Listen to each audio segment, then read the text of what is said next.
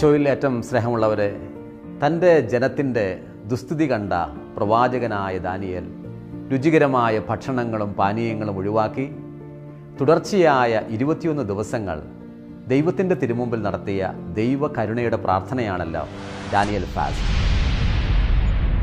ഈ വർഷം കാലഘട്ടത്തിൻ്റെ വിശുദ്ധൻ എന്നറിയപ്പെടുന്ന കാർലോസ് അക്യൂറ്റസിൻ്റെ തിരുനാൾ ദിനമായ ഒക്ടോബർ മാസം 12-ാം തീയതി ആരംഭിച്ച് നവംബർ 1-ന് സകല വിശുദ്ധരുടെയും തിരുനാളിൽ സമാപിക്കുന്ന ഈ 21 ദിവസത്തെ ആ ശുശ്രൂഷയിലേക്ക് നിങ്ങൾ ഈശോയുടെ നാമത്തിൽ സ്നേഹത്തോടെ ഞാൻ സ്വാഗതം ചെയ്യുന്നു.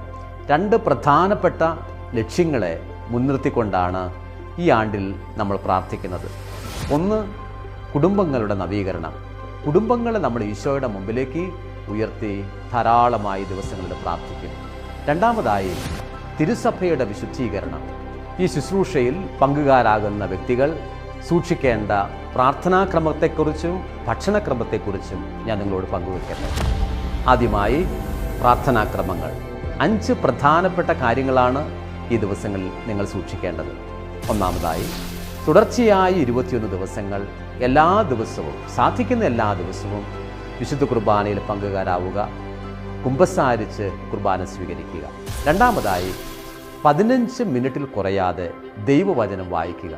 ഒരുപക്ഷെ നിങ്ങൾ ഏതെങ്കിലും വചന വായന പദ്ധതിയിൽ ഇപ്പോൾ തന്നെ പങ്കുകാരാണെങ്കിൽ തീർച്ചയായും അത് സൂക്ഷിച്ചാൽ മതിയാകും. അല്ലാത്തവർ യോഹന്നാൻ്റെ സുവിശേഷം 13 മുതൽ 21 വരെയുള്ള അധ്യായങ്ങൾ ഏതെങ്കിലും സമയം കണ്ടെത്തി എല്ലാ ദിവസവും 15 മിനിറ്റ് സമയം വായിക്കാനായിട്ട് എടുക്കുക. മൂന്നാമതായി, ദാനിയേൽ പ്രവാചകന്റെ പുസ്തകം 9-ാം അധ്യായം 19-ാമത്തെ തിരുവചനം പറയുന്നുണ്ട്, കർത്താവെ ശ്രവിക്കണമേ, കർത്താവെ ക്ഷമിക്കണമേ.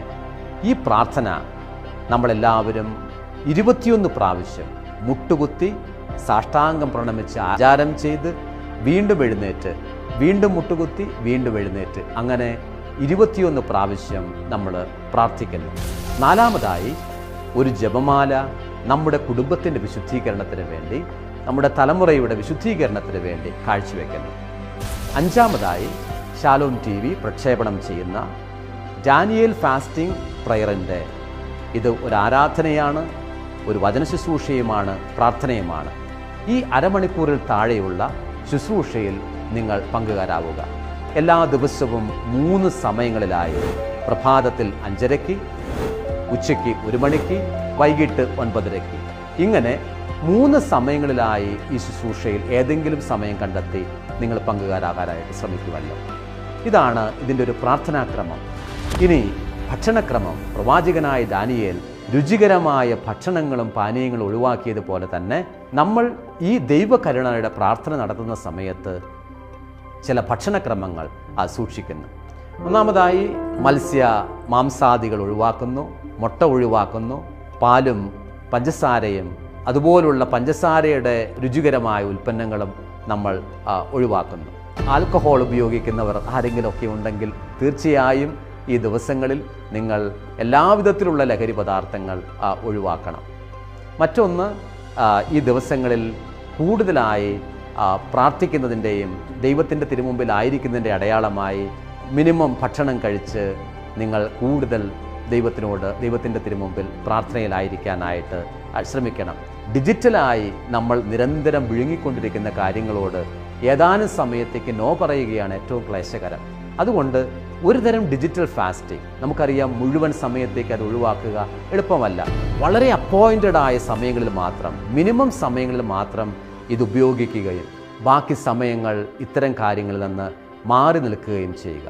ഇവിടെ പങ്കുവെക്കുന്ന ടെലഫോൺ നമ്പറുകളിലേക്ക് നിങ്ങളുടെ പ്രാർത്ഥനാ റിക്വസ്റ്റുകൾ നിങ്ങൾക്ക് അയച്ചു കൊടുക്കാവുന്നതാണ്. ലോകത്തിൻ്റെ വിവിധങ്ങളായ ഭാഗങ്ങളിലായിരുന്ന് 1000-ഓളം മധ്യസ്ഥ പ്രാർത്ഥന നടത്തുന്ന വ്യക്തികൾ നിങ്ങൾ അയക്കുന്ന നിയോഗങ്ങളുമായി ബന്ധപ്പെട്ട് അവ സാധ്യമാകേണ്ടതിന് വേണ്ടി നിങ്ങൾക്ക് വേണ്ടി പ്രാർത്ഥിക്കുന്നതാണ്. ഇതുപോലെ തന്നെ ഈ 21 ദിവസങ്ങൾ 21 അൾത്താരകളിൽ വിശുദ്ധ കുർബാനകൾ അർപ്പിച്ച് നിങ്ങൾ നിയോഗങ്ങൾ സാധ്യമാകാനായി പ്രാർത്ഥിക്കും.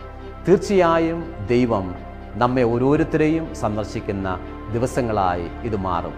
ദൈവം നിങ്ങളെ അനുഗ്രഹിക്കട്ടെ എന്ന് പ്രാർത്ഥിക്കുന്നു. ആമേൻ.